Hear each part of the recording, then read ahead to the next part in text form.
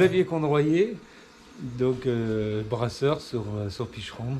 10 ans qu'on a monté la brasserie. Ouais. Alors pourquoi l'avoir monté ici à Picheron? Parce que bon, moi déjà c'est un changement de métier de région.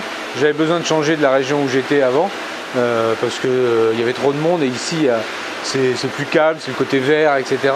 Et en même temps, on avait une maison sur Picheron, donc c'était quand même plus simple. Et ensuite, c'est aussi le côté eau de source qu'on a sur Picheron. On a cet avantage d'avoir de l'eau de source encore au robinet. Et l'eau est très importante dans la fabrication de la bière. Donc d'avoir cette eau de très bonne qualité, c'était important. Gaïa, c'est la... Non, je l'avais déjà un petit peu avant, quand je brassais en brasseur amateur. Et c'est la déesse de la terre. C'est ce que fabrique la terre. Et donc pour moi, la bière, ça vient de la terre, puisque c'est l'eau, le malt, le feu. Et à chaque fois, on est toujours sur ce côté bio, nature, etc. Donc je trouve que ça correspond aussi à mon image et à mon éthique, quoi. Là, on va faire une brune. Il y a 3 phases. Il y a brassage, brassage, fermentation et refermentation en bouteille. Là, le matériel en soi, il n'est pas très sophistiqué. Par contre, il y a un process sur lequel il faut être très rigoureux. Là, pour l'instant, je fais chauffer l'eau pour pouvoir mettre ensuite, on va monter à l'étage pour mouler le malt. Quand on fabrique la bière, donc on met 150 kg de malt et on va mettre 1 à 2 kg de houblon. Donc déjà, c'est pas le houblon qui fabrique la bière, c'est bien le malt. Parce que le houblon, c'est une plante aromatique qui va donner des arômes, mais qui n'a pas de sucre, il n'y a rien. Quand je vois que je fais une bière, je fais une fiche de brasserie.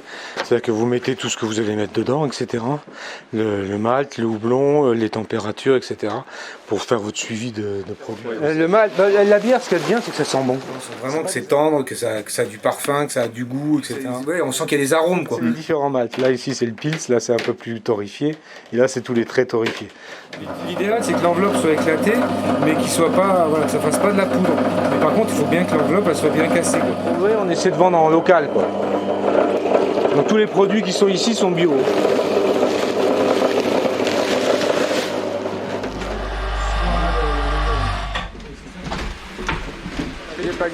Moi je fais des paliers, je travaille à l'ancienne. C'est-à-dire qu'aujourd'hui il y en a beaucoup, ils ont une cuve d'eau chaude et ils balancent leur eau chaude dans leur... et ils font qu'un seul, ils font des monopaliers, quoi. Et moi je préfère travailler en plusieurs paliers à l'ancienne, oui, avant c'est comme ça qu'ils travaillaient. Disons que le principe en fait c'est de casser les chaînes d'amidon. On va le faire cuire pendant 2 heures à peu près.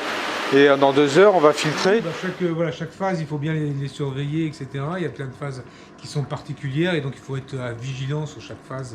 Mais tout se fait manuellement. Ouais, moi je fais tout manuellement. Ouais. On est en train de filtrer le malt qu'on a mis tout à l'heure dans la cuve. Et donc on récupère ici le mou. Donc l'orge le jus sucré, on va mettre à ébullition dans la cuve d'ébullition. Il faut le stériliser d'abord et ensuite pour rajouter le houblon. Au bleu de méthylène.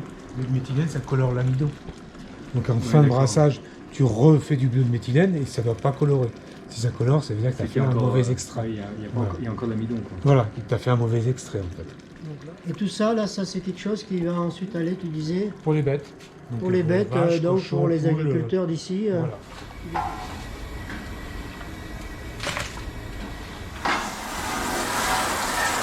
Et dans cette deuxième cuve, là on va faire bouillir. L'amérisant, donner l'amertume. Je vais mettre le houblon.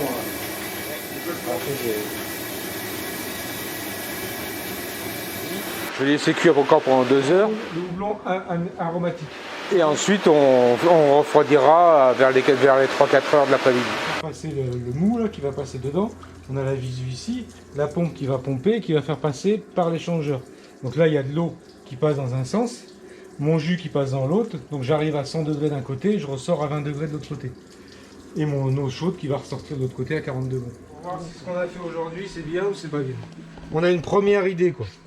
Il n'y a pas d'alcool, il n'y a rien du tout, c'est juste du jus sucré. Donc là en fait je mesure le sucre que j'ai extrait aujourd'hui. Je suis pas mal. On est en 17, on est à 1052 et on est à 20 degrés. Attention, c'est la levure. Très important dans un verre Gaïa, ça marche. Voilà un verre adéquat. Et voilà. Donc en fait depuis ce matin on a fait semblant de faire de la bière parce qu'en fait là je mets de la poudre et puis je fais de la bière. Puis c'est bon. C'est de la bière de filet. Exactement. C'est un peu comme la mousseline, quoi. Exactement.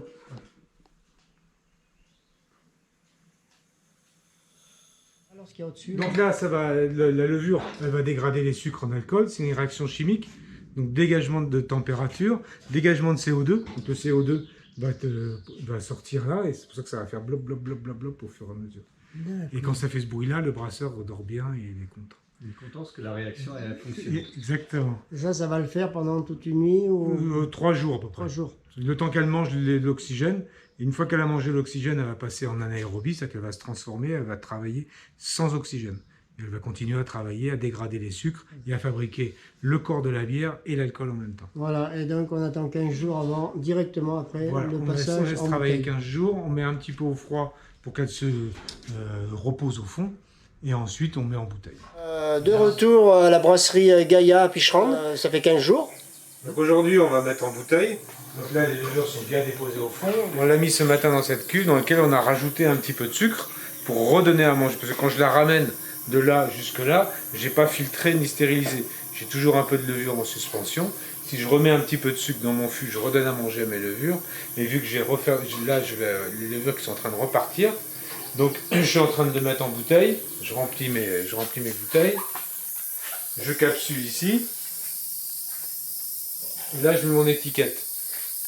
Du fait que j'ai mis du mou avec un petit peu de sucre que j'ai capsulé, j'ai la refermentation qui va se faire dans la bouteille. Donc là, je vais reprendre, une fois que j'ai fait cette opération, je les ai mis en caisse. Une fois que c'est en caisse, je récupère mes bouteilles, je les remets dans ma chambre chaude pour réactiver mes levures. Ensuite, je reprends mes bouteilles, je les remets en cave pour qu'elles continuent à travailler. Ce qui fait que je les vendrai que dans un mois à peu près. Donc nous, on fait différentes bières. On a de la blanche, de la blonde, de l'ambrée, de la brune. Ensuite, on fait des bières un peu particulières. Bière à la gentiane pour faire une pointe d'amertume. Une bière avec du miel de montagne pour faire quelque chose d'un peu plus fleuri, mais c'est pas sucré. Et une triple qui va être un peu plus forte en alcool, puisqu'elle fait 8 degrés. Et dans laquelle on a rajouté de la tanésie et de la sauge pour faire quelque chose d'un peu plus fleuri, un peu plus aromatique. Mes bières sont pas fortes en amertume, je préfère le côté maltais que le côté plus fort en amertume. Et après, au niveau de la vente, on a différentes possibilités. Elles sont pratiquement toutes au même prix, donc vous pouvez mélanger comme vous voulez. Et voilà, on a aussi ce qu'on appelle 6 variétés différentes, où il y en a une de chaque, avec des prix dégressifs au fur et à mesure. Voilà, et l'été, l'ouverture du magasin, c'est de quand? Donc nous, on est ouvert toute l'année, pratiquement, le vendredi, le samedi. Et après, sur les vacances scolaires, on est ouvert du jeudi au vendredi, donc l'après-midi, de 15h à 18h30 à chaque fois. Et on fait des visites en fin de semaine sur rendez-vous, où on explique le fonctionnement de la brasserie, avec une petite dégustation à la clé. Et aussi, donc, on vous retrouve sur les marchés.